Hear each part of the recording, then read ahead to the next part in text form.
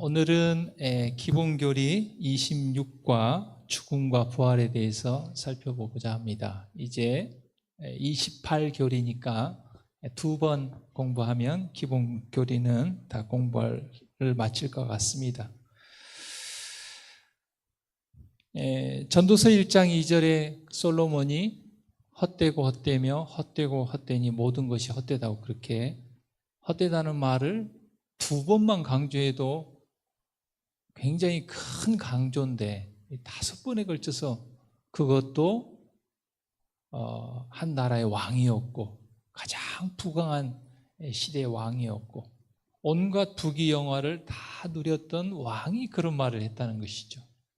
성경의 3권을 기록한, 그것은 죽음 앞에 누구도 모든 것을 다, 명예도 부도 가족도 그렇게 말할 수밖에 없는 것 같아요.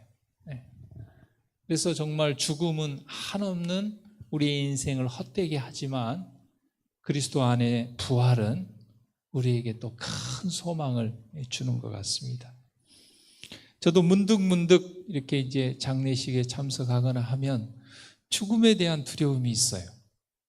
또 이렇게 요양원에 가서 굉장히 어려운 처지에 놓여 있는 그런 모습들을 보면은 노년에 대한 두려움이 있어요. 야, 이거 화장실도 못 가고 그래가지고 이렇게 못 주나.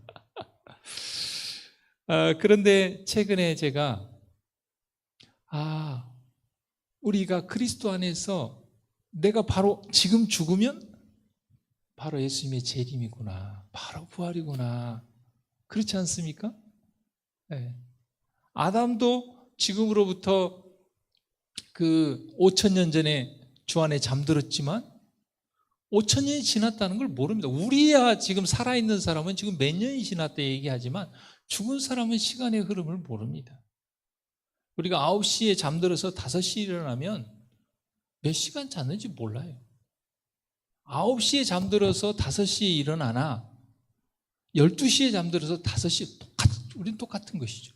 잠들었다 아침에 일어난 것이죠. 네. 정말 복음은 우리에게 이 헛된 죽음을 소망으로 이렇게 변화시켜 주는 것에 대해서 얼마나 큰 복음이 좋은 소식인지 모르겠습니다. 우리가 사무엘상 28장에 보면 사울이 신접한 여인을 찾아가가지고 몰래 변장하고 가서 사무엘을 만나게 해달라고 그렇게 부탁을 합니다. 그런데 사울이 처음에 부름을 받았을 때는 하나님의 말씀을 따라 그런 강신술사들을 다 죽이고 쫓아냈거든요. 그런데 그가 하나님의 말씀에 벗어나면서 하나님과의 교통이 끊기고 사무엘이 죽고 나니까 하나님 말씀대로 신접한 사람들을 쫓았던 그곳을 찾아가서 사무엘을 다시 만나고 그래서 하나님과의 그 관계를 회복하려고 하는 모습을 이렇게 보게 됩니다. 그래서 성경에 보면은 사무엘상 28장에 보면 한 신이 땅에서 올라왔다고 그 신접한 여인이 얘기했어요. 그래서 그 모양이 설명을 하니까 그 사무엘 같다 그랬어요. 사울이 사무엘 같다 그랬지 사무엘이라고 성경은 이야기하지 않았다는 사실입니다. 그런데 우리는 많은 경우에 성경에 죽은 사무엘이 나타나서 사울에게 얘기를 했고 또 그 예언의 일부가 성취됐으니까 그것은 사람이 죽으면 죽은 영혼이 있다는 그런 생각을 갖도록 하는 거죠. 성경에 그런 내용이 있으니까. 그러나 정말 그게 죽은 사무엘의 모습인가? 그렇지 않다는 것이죠. 왜냐하면 다른 수많은 성경절들과 조화가 되지 않아요. 하나님의 말씀은 하나님께서 성령의 감동을 통해서 모든 사람에게 줬기 때문에 한 저자로부터 나왔기 때문에 모든 성경이 다 이렇게 통일성이 있게 되어 있는 것이죠. 디모데전서 6장 16절에 보면 오직 하나님께만 죽지 아니함이 있다 그랬습니다. 이 세상에는 자기가 하나님이라고 주장하는 사람들이 많이 있습니다. 그리고 또 자기를 믿어야 구원이 있다고 하는 사람이 많이 있습니다. 그러나 그런 사람들이 다 죽었어요. 그가 정말 하나님이라면 안 죽어야 되거든요. 지금 자기가 하나님이라고 한 사람도 결국은 죽을 거예요. 오직 하나님께만 불멸이 있습니다. 야고보서 4장 14절에 너희는 잠깐 보이다가 없어지는 안개와 같다. 우리의 인생은 안개와 같다. 그래서 솔로몬이 전도서 1장 2절에 헛되다는 말을 5번 그렇게 반복한 것이죠. 창세기 2장 17절에 하나님께서 이미 아담과 하와에게 선악을 알게 하는 나무의 실과를 먹지 말라. 내가 먹는 날에는 정령 죽으리라 그랬어요. 틀림없이 죽는다고 그랬어요. 그런데 바로 다음 장에 사단은 뱀으로 변장하고 여자에게 나타나서 선악과를 먹는다 할지라도 너희가 결코 죽지 않는, 어떻게 이런 거짓말을 만들어낼 수 있을까요? 정령 죽으리라고 그랬는데 결코 죽지 않는다고 얘기했죠. 이런 거짓말을 불행하게도 아담과 하와는 하나님의 말씀을 받아들이지 않고 사단의 이 거짓말을 받아들였다는 사실입니다. 그리고 그 거짓말은 지금까지 이어져서 지금도 이 거짓말을, 하나님의 말씀을 따르기보다는 이 사단의 거짓말을 따르는 사람이 참 많다는 사실이에요.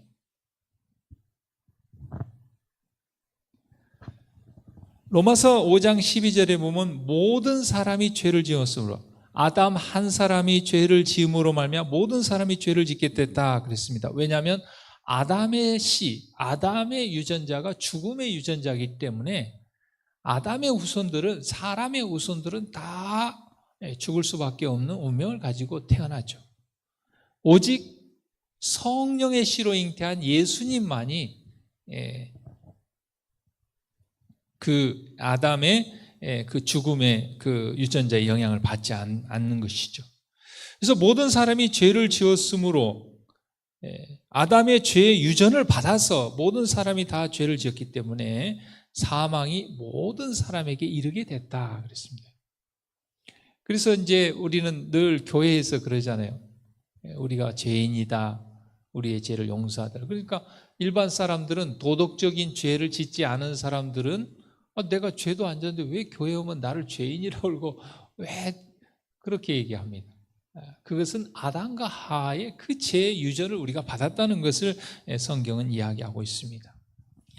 그리고 그 범죄하는 그 영혼은 죽는다고 에스겔서 18장 20절에 하나님께서 말씀하셨습니다. 모든 사람은, 아담의 죄의 유전을 받은 모든 사람은 죽게 된다는 것이죠. 몸만 죽고 영혼은 안 죽고 그런 것이 아니란 말이죠. 우리의 몸과 영과 정신과 이게 다 일체예요. 이게 분리될 수 있는 것이 아닙니다.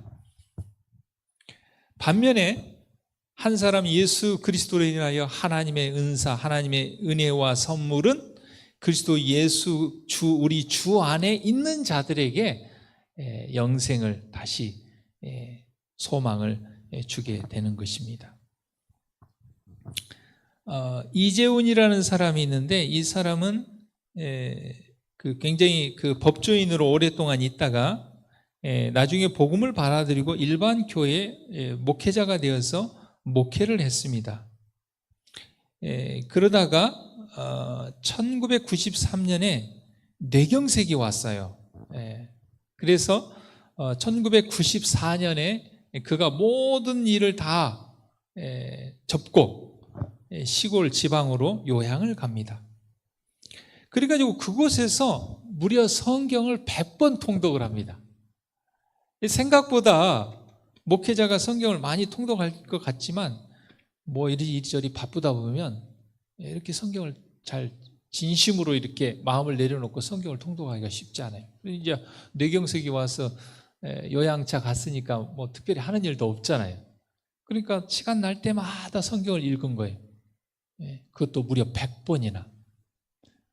그리고 그는 이 책을 냈습니다. 인간의 사후세계라는 책을 냈는데, 이 사람이 성경을 100번 읽고 내린 결론이 그것입니다. 죽은 자의 영혼은 없다. 전생이 있다는 영혼 재생설이나 죽은 자의 영혼이 천당이나 지옥에 간다는 영혼 불멸설은 모두 비성경적인 인간이 만들어낸 허상이다. 그렇게. 아무리 성경을 100번 읽어봐도 죽은 자의 영혼이 있다는 게 없다는 거죠. 오해되는 구절들인 것이죠. 왜곡된 것이죠. 비성서적이라는 것이죠.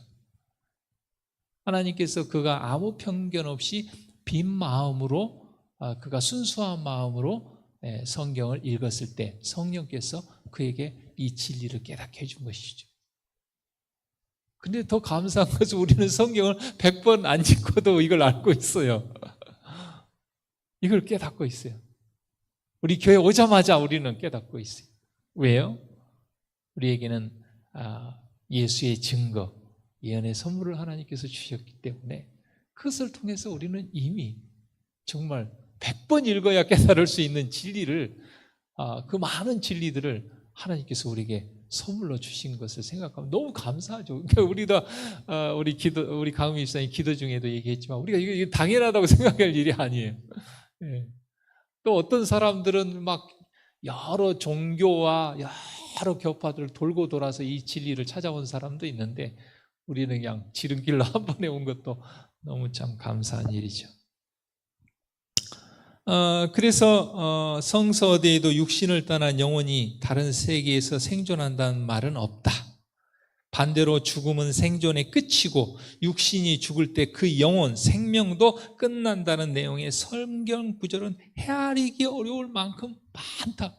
근데 그 수많은 그 성경절들을 무시하고 제쳐놓고 꼭 그런 것 같은, 아까 그 사울에게 사무엘이 나타난 그걸 가지고, 그 몇 개를 가지고 참 어리석은 것이죠.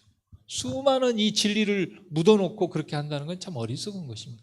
이 수많은 진리를 생각하면서 오해되는 것을 다시 잘 살펴보면 그것이 그런 뜻이 아니라는 것을 우리가 알게 되죠.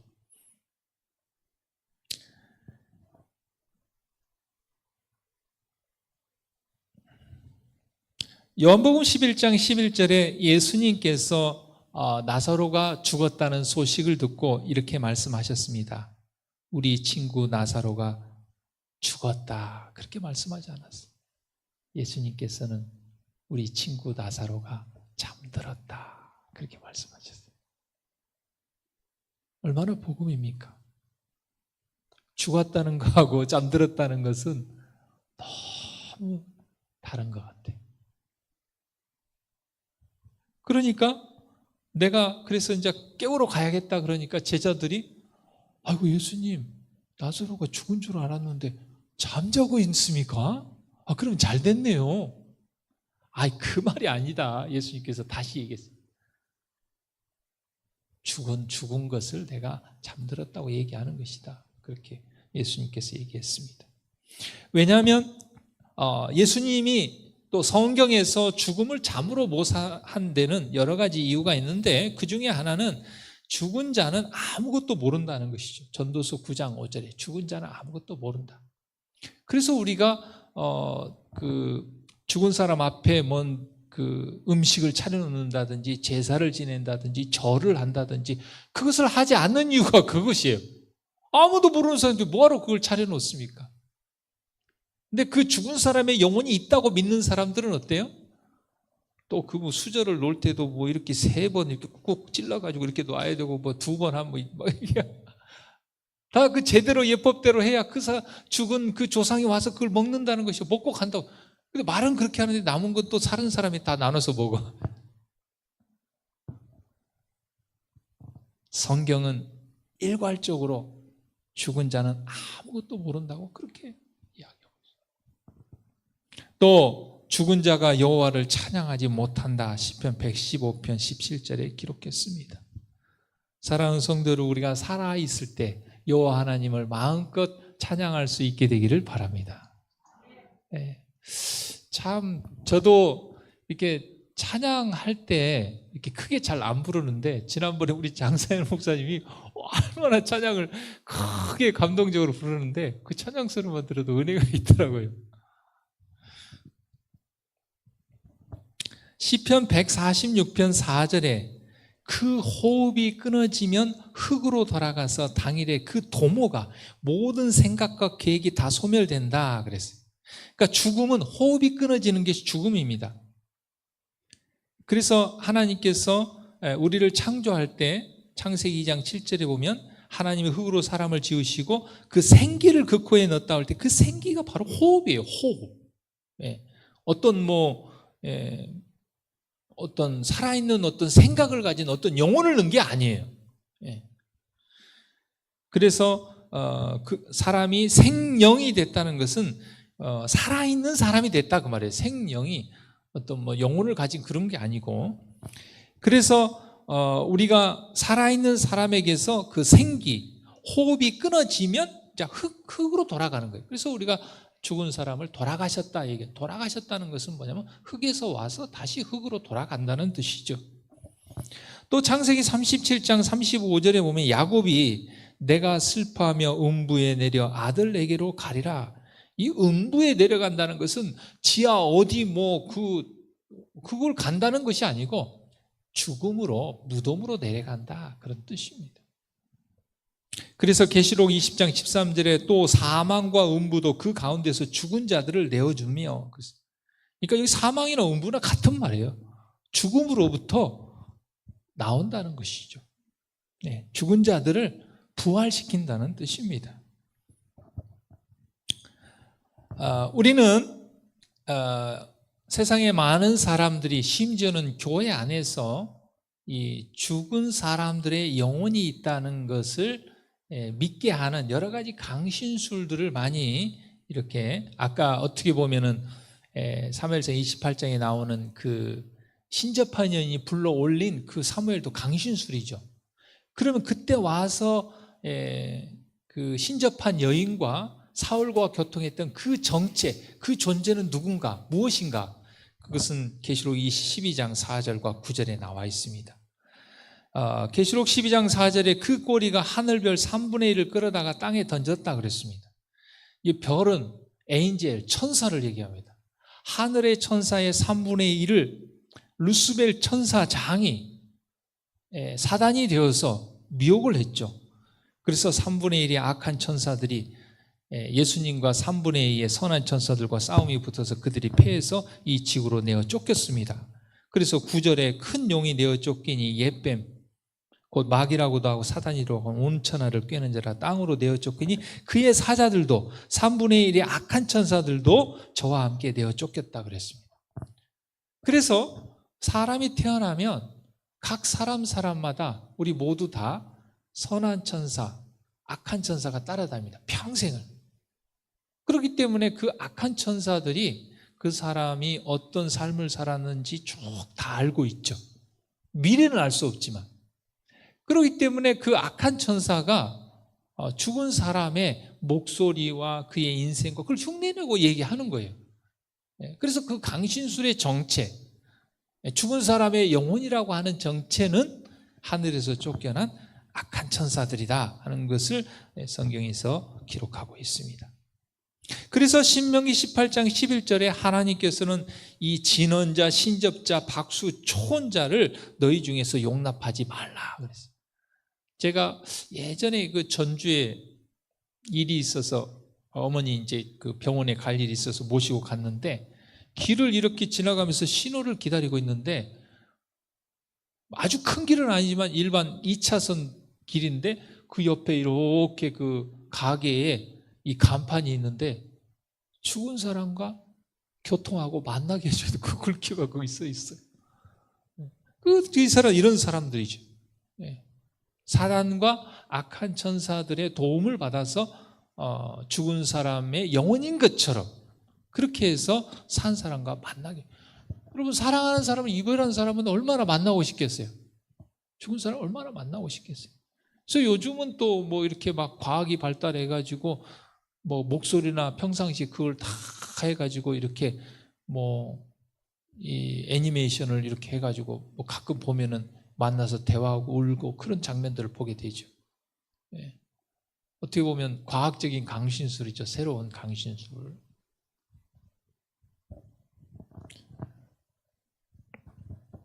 또 이사야 8장 19절과 20절에 혹이 너희에게 고하기를 지절거리며 속살거리는 신접한 자와 마술사에게 물으라 하거든 백성이 자기 하나님께 구할 것이 아니냐 산자를 위하여 죽은 자에게 구하겠느냐 하라 마땅히 율법과 증거의 말씀을 쫓을지니라 그랬습니다. 사랑하는 성도 여러분, 정말 우리가 신접한 자, 점장이 마술사에 가서 묻지 않아도 된다고 하나님께서 말씀하신 것은 얼마나 감사한 일입니까? 그래서 제가 우리 자모들과 성경을 공부하면서 이렇게 이제 이런 부분을 공부할 때 한 번씩 물어봐요. 이렇게 가서 점도 보고 이렇게 한 번씩 가봤냐? 그러면 한 번씩 가봤다고 그래요. 그러면 얼마나 돈을 내고 하냐? 그러면은 혼자 할 때는 5만 원, 부부 할 때는 10만 원 내고 이렇게 한다고 그래요. 근데 하나님께서는 뭐하러 그런 사람들한테 물으러 가냐? 하나님이 계시는데, 하나님의 말씀이 있는데, 우리는 하나님의 말씀을 통해서 모든 것을 하나님께서 가르쳐 준다고 그랬습니다. 그러니까 구태여 그런 거짓된 사단의 그 매개체들을 우리가 찾아갈 이유가 없는 것이죠. 차라리 그 돈을 우리 선교사 후원금으로 주는 게 낫지 않겠습니까? 계시록 16장 13절과 14절에 또 내가 봄에 개구리 같은 새 더러운 영이 용의 입과 짐승의 입과 거짓 선지자의 입에서 나오니 저희는 귀신의 영이라 이적을 행한. 마지막 때에 사단은 이 강신술, 이 귀신의 영을 통하여 할 수만 있으면 택하신 자들도 미혹한다고 그랬어요. 이적과 기사를 통해서. 그 이적과 기사가 뭡니까? 강신술. 근데 솔직히 아이고 우리가 뭐 이 진리를 다 알고 있는데 그런데 뭐 빠져들 이유가 뭐가 있어? 우리가 이렇게 생각할지 모르지만 택하신 자, 이미 하나님의 진리교회에 속한 자들도 미혹한다고 그랬어요. 예전에도 제가 설교 중에 어떤 우리 교회 외국에 있는 그 목사님이 그런 경험을 했다는 얘기를 제가 들은 적도 있어요. 예를 들면 정말 사랑스러운 자녀가 있는데 아무리 뭐 뉴스타트도 해도 병원 치료도 안 낫는단 말이죠. 근데 신접한 그 강신술사한테 가서 안수를 받고 그렇게 하면 낫는다. 안 가야 되는데 그래도 그 사랑하는 자식을 살릴까 싶어서 갔는데 낫는단 말이죠. 그러니까 그때 빠지는 거예요, 사람이. 낫고 안 낫고가 중요한 것이 아니에요. 그 방법이 하나님의 말씀에 맞는가, 그 존재가 하나님으로부터 왔는가, 그것이 중요한 것이거든요. 근데 많은 사람들 나았지 않냐, 좋아졌지 않냐, 그래가지고 성경에 맞지 않는 그런 데 빠지게 되는 거예요. 그래서 결국은 영혼을 이제 구원을 잃어버리게 되는 거죠. 그 올무로 확 재가지고. 그래서 이 강신술을 이렇게 굉장히 기초를 놓은 그런 막 과학자들이나 교수들 이런 분들이 있어요. 총장 출신에. 근데 그런 사람들이 어떻게 해서 정말 그 똑똑한 사람들이 그렇게 들어갔나 보면은 그 전쟁터에서 잃어버린 아들을 이 강신술사가 만나게 해준 거예요. 그러니까 그냥 거기에 아무리 뭐 지식이 있고 많이 배웠다 해도 거기에 이적과 기사에 다 넘어가는 것이죠. 계시록 21장 8절에 하나님께서는 모든 악한 자들을 이 줄제 사망을 통해서 소멸한다고 말씀을 하셨습니다. 김영석 교수님이 지금 한 103세, 104세 되셨나 모르겠는데 이분이 이제 그 100세가 가까웠을 때, 100세가 되었을 때 100세를 살아보니 하는 그 책을 내서 굉장히 이슈가 됐어요. 그래서 한 기자가 이 교수님을 찾아가서 인터뷰를 했습니다. 그래서 여러 가지를 쭉 물어봤는데 그 중에 한 질문이 뭐였냐면 교수님, 천국은 어떤 곳입니까? 이렇게 질문을 했어요.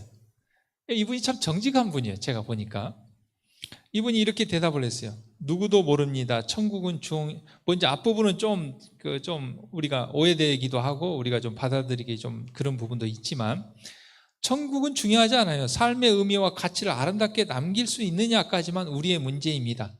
이 철학자, 이제 상담학자니까 이제 상담자로서의 그 대답을 한 거죠. 나머지는 종교인들의 문제입니다. 여기까지 딱 하고는 그 다음에 자기의 경험을 얘기했어요.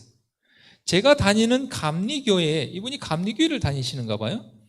조창환 목사님이 있는데 그분이 미국에 있다가 한국에 와서 목사 시험을 볼 때 떨어질 뻔했다고 합니다.